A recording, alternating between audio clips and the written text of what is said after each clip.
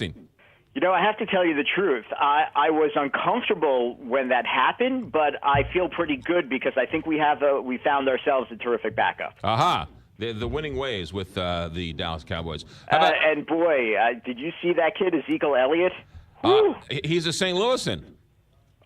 He's special. He's special. But did you also see that video of TMZ of him shopping in a marijuana shop in Seattle? I did not see that. Did you hear about it? No, I did not hear about it. Yeah, Breaking news well, here. Apparently a few hours before he was supposed to leave, he took a tour of Seattle and walked himself into a very popular legal marijuana store. He did not purchase anything, but it's very clearly him standing in the store. Yes. And then he was nice enough to pose with a fan outside that store.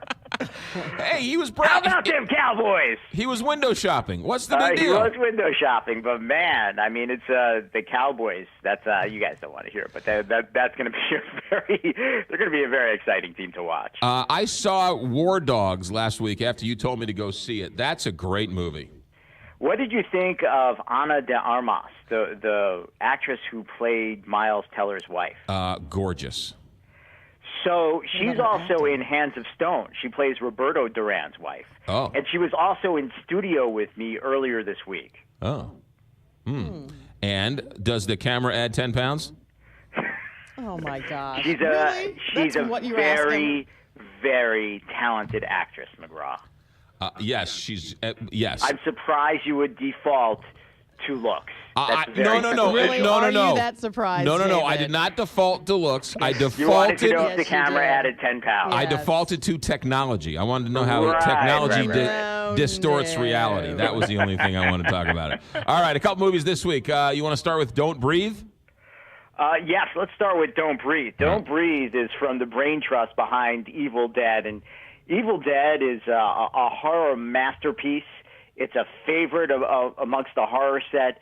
Sam Raimi really built his reputation based on that movie. Bruce Campbell, he's like a legend. And a few years ago, they decided to remake the film, and they tapped a writer-director named Fede Alvarez, who did such a good job with that movie. They said, why don't you give us an original script, and we'll let you do something original. So he came up with this particular script, Just Breathe, which is about three morally ambiguous young adults. Well, two of them morally ambiguous. One of them is just a terrible person who rob homes. And they're able to do that because one of them is the son of a security guard who has keys to many, many homes in the Detroit area. Uh-huh. So they steal the keys, and there's some false in the logic behind this, because it's amazing that the cops never figured this out.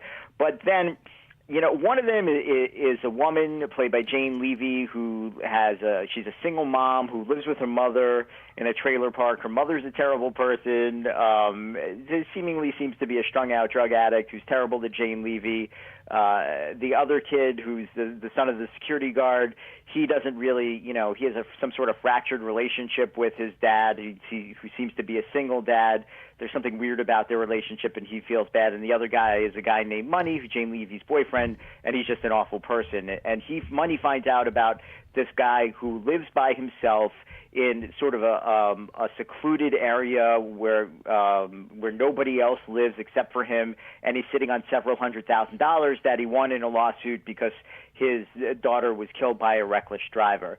Then they find out the guy is blind. They think he's going to be an easy mark. Money wants to do it, no problem. Jane Levy, not so sure. The other kid doesn't think it's right to rob a blind guy. Everybody else fine, but robbing a blind guy, no good. They do it anyway, and then what happens is absolutely twisted and amazing. I mean, this movie is so incredibly well executed. It's super freaky, very scary, very well done. Stephen Lang is terrific as the blind man, and it was so twisted I felt uncomfortable liking it. but you have to acknowledge the fact that this was written very well and executed very well. And so 4 out of 5 stars. All right, good. Quickly, I got about a minute. What's this other one, Mechanic?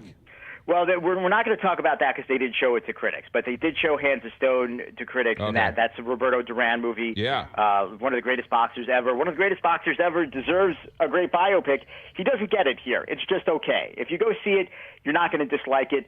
Roberto Duran's story and how he rose from the ashes of the streets of Panama is a terrific story unto itself. You know, there's at least one or two documentaries about it. There are a couple of books about it as well. I think it overcomes some of its basic problems because you have a terrific performance by Edgar Martinez, who plays Roberto Duran, and Robert De Niro, who plays Ray Arcel, the legendary trainer, Roberto Duran's trainer. At some points, though, because the screenplay is really uneven, it almost seems like a Ray Arcel biopic, which is not great, and they mess with the chronology of the story a little bit, which wasn't so good either. But again, these performances are really, really, really solid. Also, Usher plays Sugar Ray Leonard and does a pretty good job. And Ana de Armas, who we were just talking about, she's going to be a huge star. She's one of the stars of the Blade Runner sequel that's going to come out next year. That will be an enormous movie. So this one's 3 out of 5 stars. All right. Edgar Martinez plays Roberto Duran. Is that the former first baseman of the Seattle Mariners? Absolutely not. Oh, okay. Does the camera add 10 pounds to him? I don't want to be sexist. Leave it to you. No. But it's part of his narrative. I mean, it's part of Roberto Duran's narrative because the famous second fight, the No Mas fight, was really happened because Roberto Duran was just out of shape. Yes, there you go. So it does add 10 pounds. Ladies and gentlemen, that's David Blaustein, ABC News movie critic, entertainment correspondent, friend of the show. David, have a good week. Take care. Bye. 827, Big 550, K.